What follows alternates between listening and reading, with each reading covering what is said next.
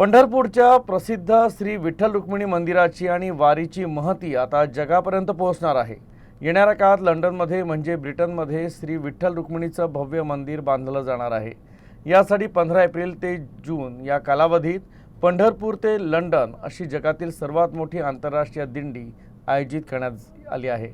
ही दिंडी 16 एप्रिल रोजी नागपुरात पोहोचेल आणि शहरातील बजाजनगर येथील विष्णुजी की रसोईमध्ये संध्याकाळी 5 वाजेपासून दर्शनासाठी ठेवण्यात येईल। लंडन येथील श्री विठ्ठल रुक्मिणी मंदिराची टीम यासाठी कठोर परिश्रम करत आहे। आंतरराष्ट्रीय ख्यातीचे शेफ आणि मूळचे नागपूरकर विष्णू मनोहर तसंच व्यवस्थापन तज्ञ आणि LIT विद्यापीठाचे प्रमुख सल्लागार मोहन पांडे हे मंदिर समितीचे सदस्य आहे आणि ते भारतातील समन्वयक असणार आहे। त्यांना भारतात निधी उभारणी आणि इतर समन्वयाशी संबंधित जबाबदाऱ्या देण्यात आल्या आहे।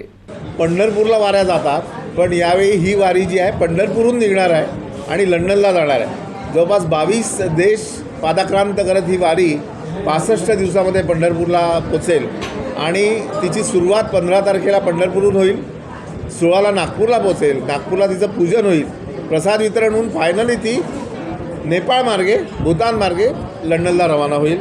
आणि आपले सर्व नागपूरकरांचं भाग्य आहे की ती वारी इथून खऱ्या अर्थाने सुरुवात होईल 0 माईलपासून आणि लंडनला गेल्यानंतर 6 एकरामध्ये भव्य असं पंढरपुराचं पंढरपूर असं मंदिर तिथे उभं करण्यात येणार आहे आणि जवळपास 1.5 वर्ष या कामाला लागतील।